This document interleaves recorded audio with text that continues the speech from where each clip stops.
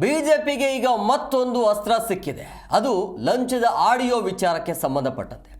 ಬಿಜೆಪಿಗೆ ಬಿ.ಆರ್. ಪಾಟೀಲ್ ಲಂಚದ ಆಡಿಯೋ ಅಸ್ತ್ರ ಈಗ ಸಿಕ್ಕಿದೆ. ಲಂಚ ಆರೋಪದ ಬಗ್ಗೆ ಸಿಎಂಗೆ ಜಮೀರ್ ವಿವರಣೆ ಕೂಡ ಕೊಟ್ಟಿದ್ದಾರೆ. ಅನಗತ್ಯವಾಗಿ ಗೊಂದಲ ಸೃಷ್ಟಿಸಿದ್ದಾರೆ ಅಂತ ದೂರನ್ನು ಕೂಡ ಕೊಡಲಾಗಿದೆ. ಬಿ.ಆರ್. ಪಾಟೀಲ್ ವಿರುದ್ಧ ಜಮೀರ್ ಕೊಟ್ಟಿರುವಂಥ ದೂರು ಇದೆ. ಅನಗತ್ಯವಾಗಿ ಇಲಾಖೆಯಲ್ಲಿ ಗೊಂದಲವನ್ನು ಸೃಷ್ಟಿ ಮಾಡೋದಕ್ಕೆ ಈ ರೀತಿಯ ರೆಕಾರ್ಡಿಂಗ್ ಇದೆ ಅನ್ನೋ ರೀತಿಯಲ್ಲಿ ಸಿಎಂ ಭೇಟಿಯನ್ನು ಮಾಡ್ತಾರೆ ಶಾಸಕರಾಗಿರುವಂಥ ಬಿ.ಆರ್. ಪಾಟೀಲ್ ಅವರು. ಆಡಿಯೋ ಕುರಿತು ಸಿಎಂ ಗಮನಕ್ಕೆ ಕೂಡ ತರ್ತಾರೆ. ಅಂದರೆ ಈ ಹಿಂದೆಯೂ ಕೂಡ ಹೇಳಿದ್ರು ಇದೇ ವಿಚಾರವಾಗಿ ಸಿಎಂ ಗಮನಕ್ಕೆ ತರ್ತೀವಿ ಅಂಥೇಳಿ. ಈಗ ಜಮೀರ್ ಈ ರೀತಿಯಾಗಿ ಸ್ಟೇಟ್ಮೆಂಟ್ ಕೊಟ್ಟಿರುವಂಥ ಹಿನ್ನೆಲೆಯಲ್ಲಿ ಬಿ.ಆರ್. ಪಾಟೀಲ್ ಅವರು ಕೂಡ ಸಿಎಂ ಜೊತೆಗೆ ಚರ್ಚೆಯನ್ನು ಮಾಡ್ಬೋದು. ಆದರೆ ಈ ಆಡಿಯೋ ಸತ್ಯ ಅನ್ನೋದು ಗೊತ್ತಾಗಿದೆ. ಮಾತುಕತೆ ಏನಾಗಿದೆಯಲ್ಲ ಬಿ.ಆರ್. ಪಾಟೀಲ್ ಮತ್ತು ಮತ್ತೊಬ್ಬರ ನಡುವೆ ಆಗಿರುವಂಥ ಮಾತುಕತೆ, ಅದು ಆಡಿಯೋ ರಿಯಾಲಿಟಿ ಸತ್ಯ ಇದೆ ಅನ್ನೋದು.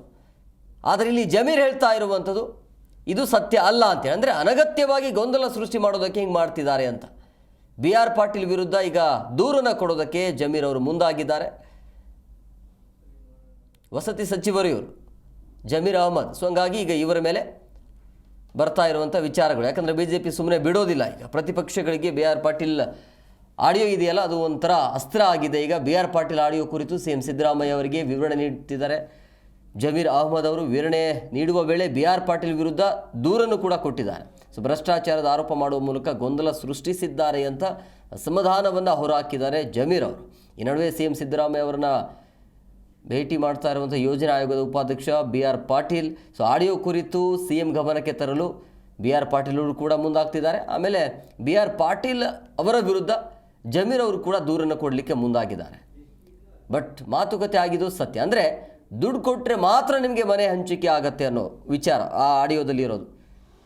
ಈಗ ಮನೆ ಬೇಕು ಅಂತ ಹೇಳಿದ್ರೆ, ನಿಮಗೆ ವಸತಿ ಬೇಕು ಅಂತ ಹೇಳಿದ್ರೆ ಇಂತಿಷ್ಟು ಲಂಚ ಕೊಡಬೇಕು ಅಂತ ಅದರಲ್ಲಿ ಮಾತನಾಡಿದ್ದಾರೆ. ಆ ಮಾತನಾಡಿರೋದು ಸತ್ಯ ಇದೆ.